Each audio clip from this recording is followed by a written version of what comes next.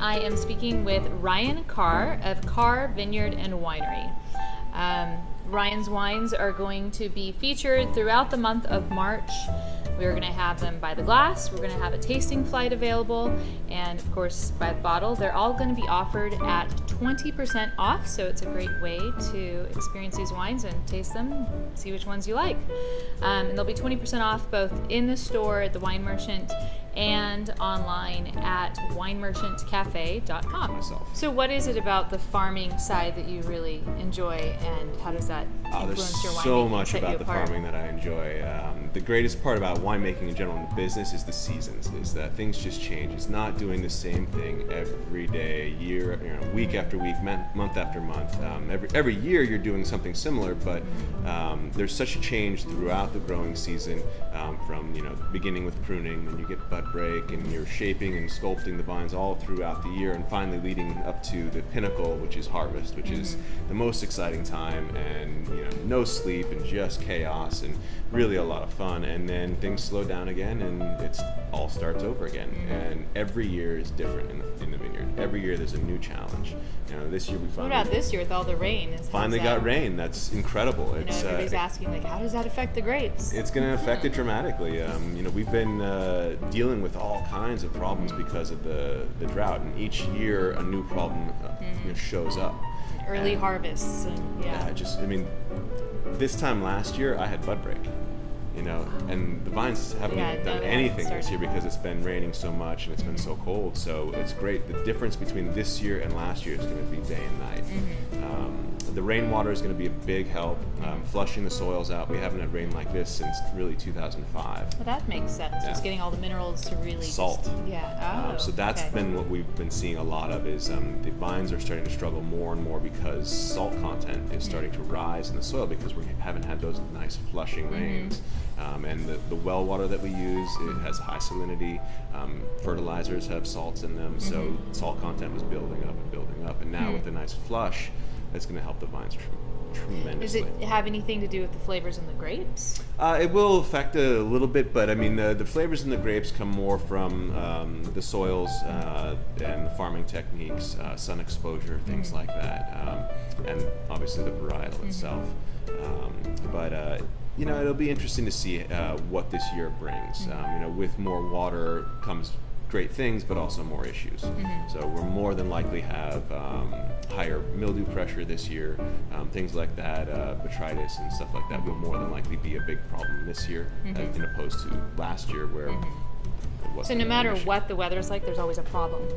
It's Mother Nature. She's always gonna gonna make it difficult. There's no doubt. She is a hell of a fighter, and and that's half the fun too. Because every year there's a new challenge to overcome and figure out.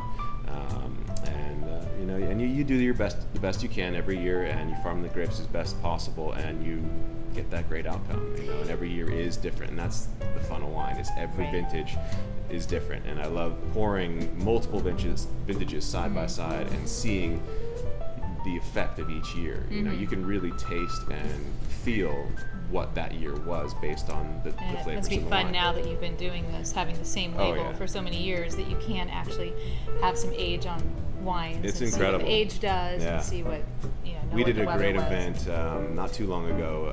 It was actually the end of last year. We called it a cellar raid, and we're going to do it again this year because people loved it so much. Did you do it in your tasting rooms? We did it in our just in the they have two tasting location. rooms, one in San Ynez and one in Santa Barbara. Yeah, the wine production facility is downtown Santa Barbara, and we did it there, and we opened up 68 bottles of wine, 68 different wines that I've made over the years, and it was just incredible to taste all the different vintages, all the different varietals, and really see what the differences were between the years, and it was fun.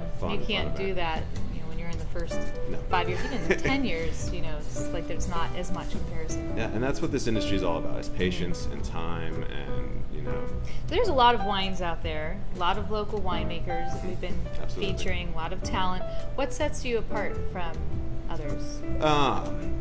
Scale is one thing for sure. Obviously, there's a lot of small producers out there, but I think that small producers actually do have a leg up on larger producers because they have such a hands-on approach to it. But the farming, I think, is a big part of my winemaking style. I have a lot of respect for the grapes as they come in. I honestly feel that 90% of the winemaking is done in the vineyard, and grapes are only as good as the day they're picked, and all you can do is mess it up. The best winemakers are really just good babysitters. They let the grapes do their thing, and they guide them along the way. It's basically, once you pick a grape, its goal in life is to turn into vinegar. All it wants to do. And our job as winemakers is to capture the perfect moment before it turns into vinegar.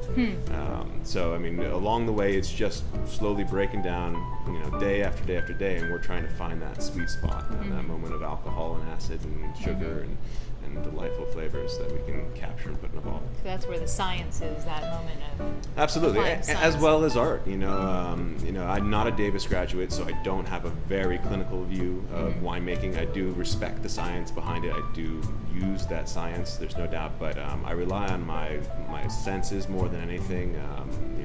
Taste, smell, and sight. That's, I think, some of the most important approaches to winemaking. Artists too tend to know when that moment is, certainly, when to stop something, when to say, okay, this is done. Yep. This is a complete piece, or wait, there's something else needed. I'm not sure what it is, but absolutely. Give me a moment. Okay. And there's techniques that you can use. The winemaking process is an art form. There's no doubt about it. What you do from the day you pick the grapes and how you handle them along the way will dramatically affect the final outcome. So how much? You said how 80%, 80 or 90% in the vineyard? 80, 90%. Somewhere between 80 and 90% is and what goes on in winemakers the will farm. argue the other way. There's no doubt. So what would you say, what would Ryan Carr say is the percentage of how much of making wine is an art and how much is a science? Oh, that's a tough one. I'd say 50-50. There is a lot to the science of it. There's no doubt about it. You have to be able to achieve balance, and that's a very important thing. But I think some winemakers strive for this perfect wine, and I honestly feel that there is, in order to achieve perfection, there has to be a flaw. Some of the greatest wines in the world have got Brettanomyces in them, which is something that as Californians we fight against, and we don't want in our wines, but French wine has it, and it's what people love. Cheers. Yes, salud. Salud.